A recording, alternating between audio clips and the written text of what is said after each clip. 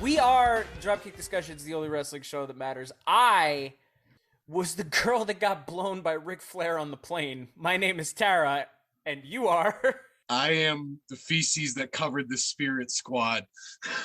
Oh, my name is Mike Foley. Oh, that's extremely tough. That's extremely tough. They really love. I think that's like Vince's favorite thing because I also vividly remember AJ Lee and Dolph Ziggler getting married and getting shit dropped on them. And Big Show. I have a Big Show as well. No, Eddie Guerrero forced Big Show to shit by eating tacos. I don't want to hear shit about the Attitude Era. Hey, nothing. That was the ruthless aggression. Scusate. Someone described the eras to me as Attitude Era was actually interesting for the 90s, and then the ruthless aggression era was that same teenager pulling down his pants and slapping his ass at 30 years old. That is a really good analogy. So we've been, for those of you keeping track at home, we've been out for a minute. Season 1 ended because our semester ended, and that's all right. So what have you been up to since our last documented encounter? I did finals. I got COVID, and then now I exist. It is. Oh, that's right. That was right after. Yes, It's the funniest fucking thing. I was done classes. I had one class left because Thursdays became Fridays, and then it was like, oh man, I feel really sick. I should go get a COVID test. Oh fuck, I have COVID. It sucks. I mean, it's fine. Like whatever. I got out of the class and got to go home early, so I don't care. The silver linings of a global plague. Yeah. It was, I think, the weaker variant because I was literally like, damn, this shit ass. Yeah. Time to watch Mick Foley to make me feel better. Mick Foley, I feel like, is an absolute good. Like, he's a net positive in the world. He genuinely is. That man should run for president. I would vote him in instantly. I'd vote him in. Ooh, wait. If The Rock actually becomes president, Mick Foley should be his vice president.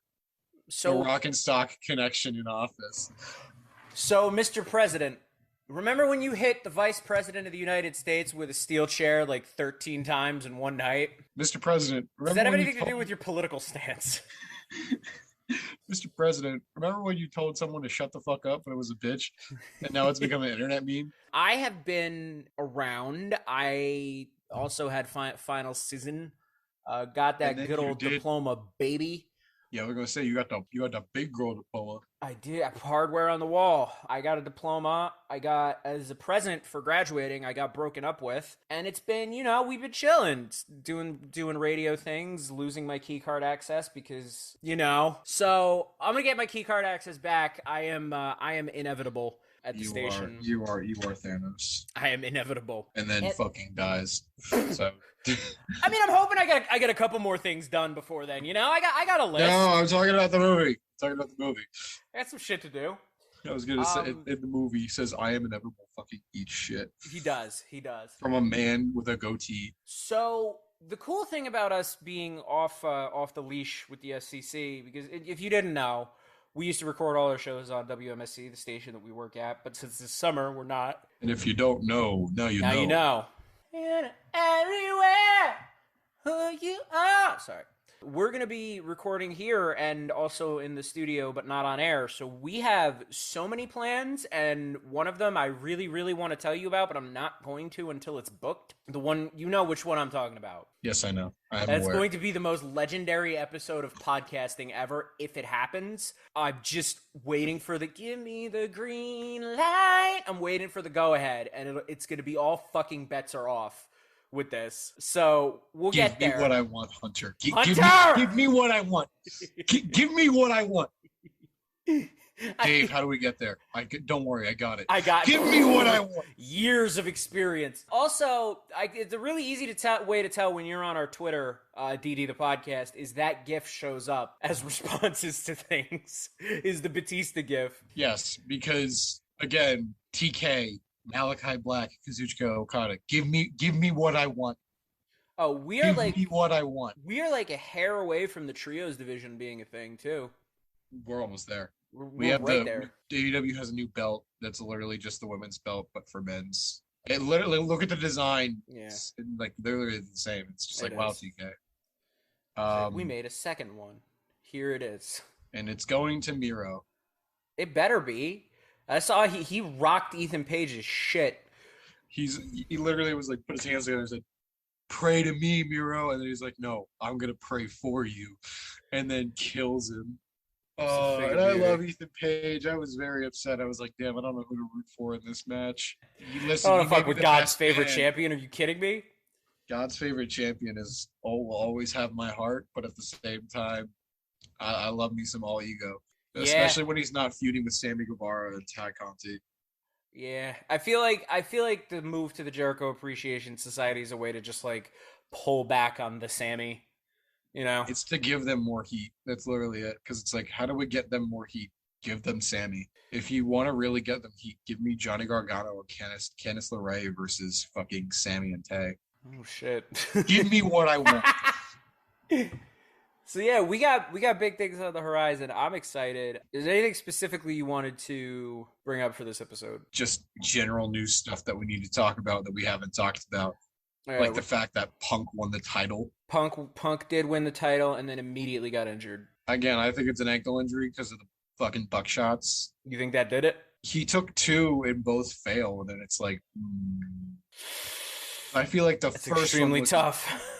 I feel like the first one was intentional. And the second one was just off the cuff. I think so, because maybe, but the end, I liked the ending of the match. Hangman was about to like hit him with the belt and chose to be a good man and not do that, and then it cost him. So it's we got true, that. that's what happened. He like looked at the belt, he's like, damn, do I really want to fucking become Kenny Omega, all like cool with my fucking belts and my best friends, or do I want to be a good person? And I was like, nah, I'm gonna be a good person. He chose good person, and then Punk was like, good night. Yeah, good night, go to sleep. That was so when was that ballpark?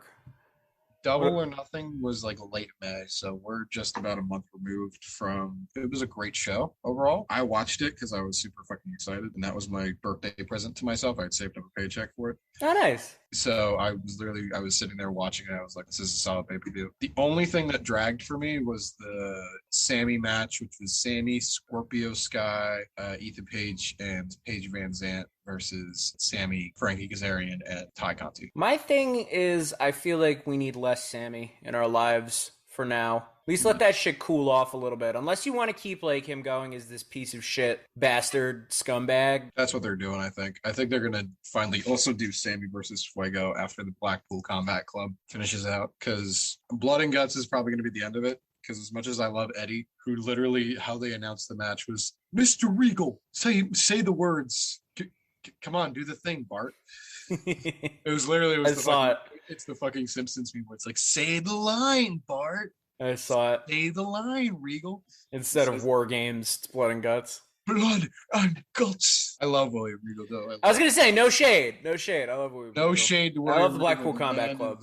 The man is terrifying as is. And then you have his three violent sons. Yeah, his two violent sons and their adopted brother, Wheeler Yuta. I was so hoping for Yuta to win that battle royal so we could get Yuta Mox to Electric Boogaloo. You think they would do the infighting that quickly? No, it was for the interim title. So we got that happening. We got Punk is out. Punk is out Indefinitely? Do we have like a timeline on him? No injury announcement, so I can't look up a timeline. The only reason I know how long Cardona is out is because we know it's a torn bicep. AEW, I respect for, does not really disclose injuries. They kind of just let that be like the personal person, and Punk is not a guy that will share his life on the internet. Right. So we have no idea what the injury is. I actually like that. It adds more suspense. Like, we know Kenny is suffering from multiple injuries. We don't know what. Yeah. We can assume shoulder from carrying the company. Or a strained back. For strained sure. back.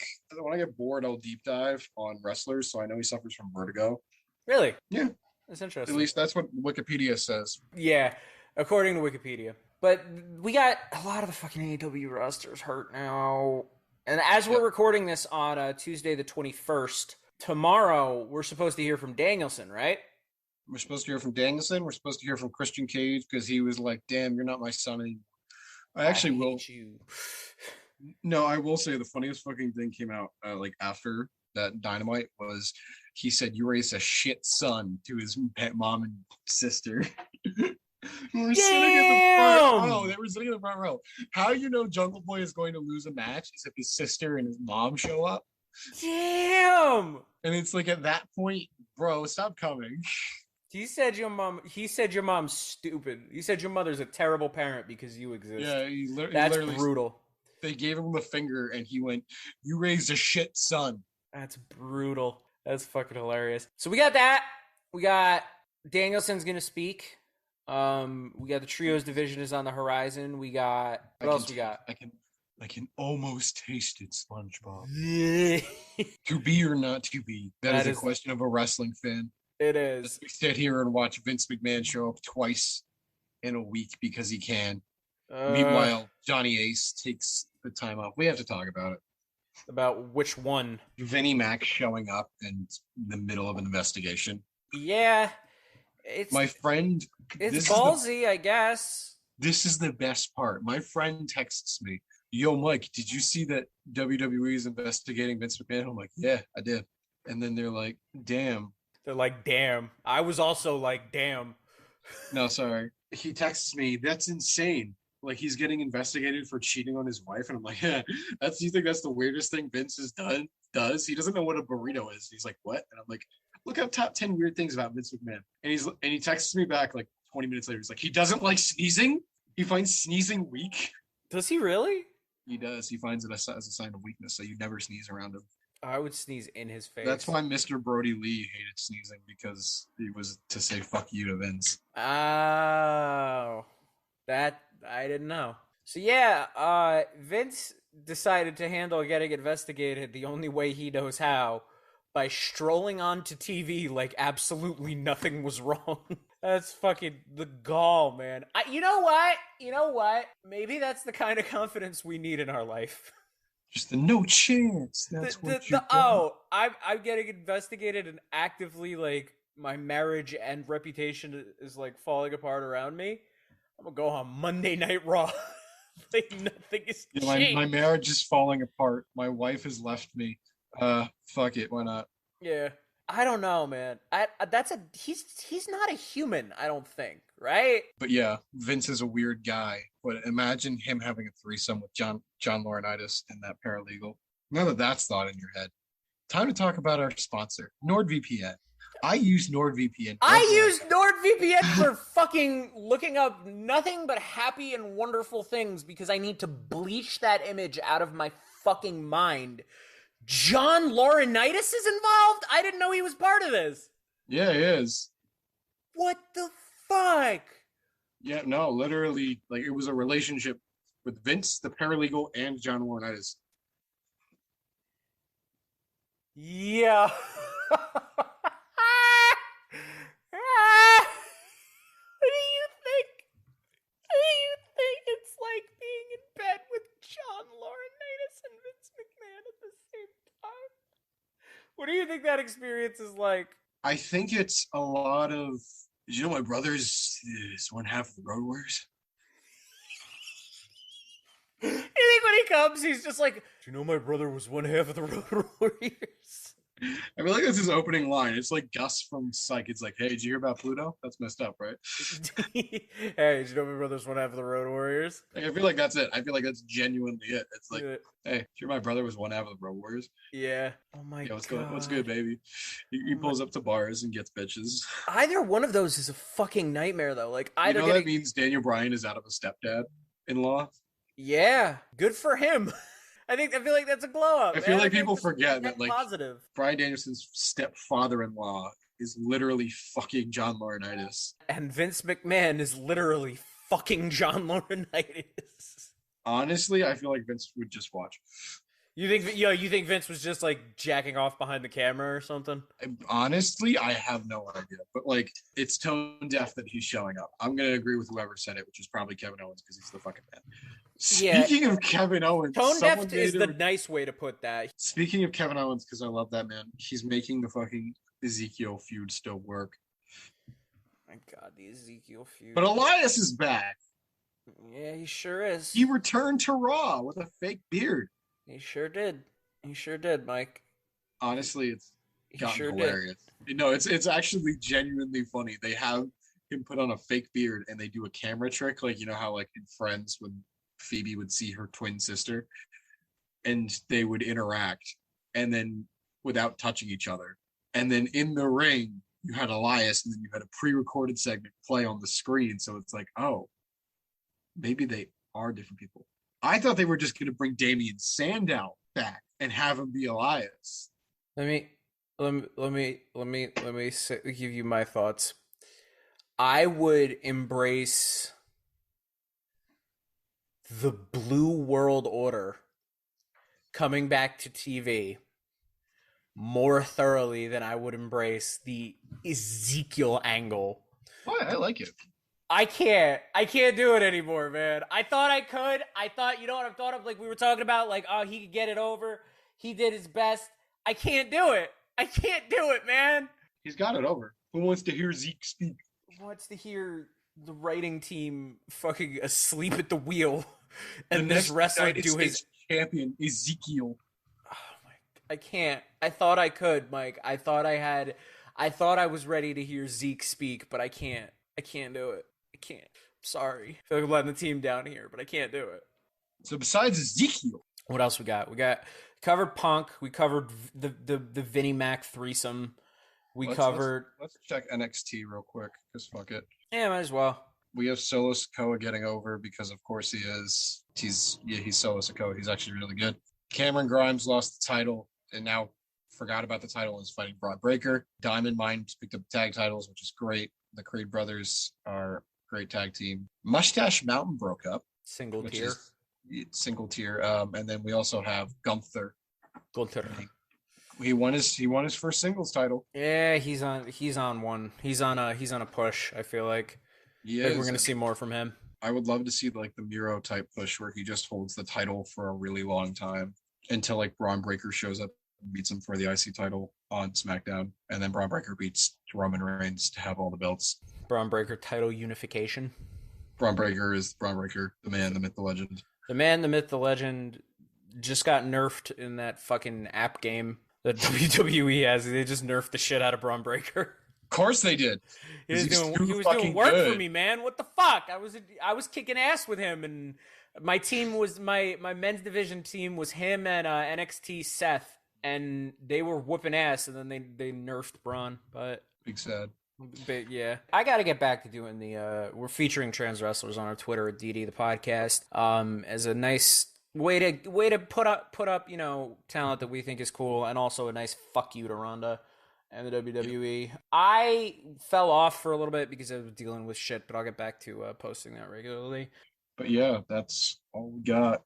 We got cool stuff on the horizon, both for us and for wrestling in general. I feel like we're just like in the breath in between right now. We're in between arcs at the moment. Yeah, I feel the same way. I'm sorry, I have to point this out. I'm on WWE's website, and Elias and Ezekiel are both listed on the roster. Great. I can't do it, Michael. Ezekiel. Mike, I can't do it.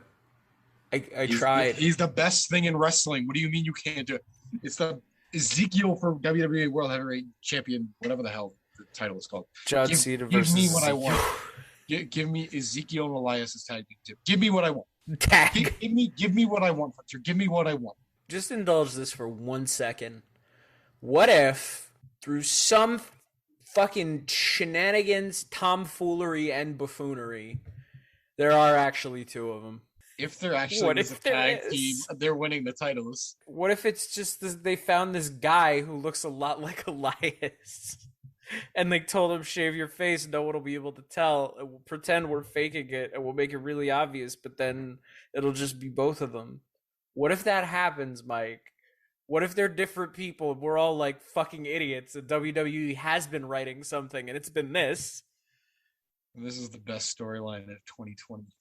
This is the longest con, dude. What if this is the best storyline of 2022? That's why they're not writing anything else. They're trying to figure out this.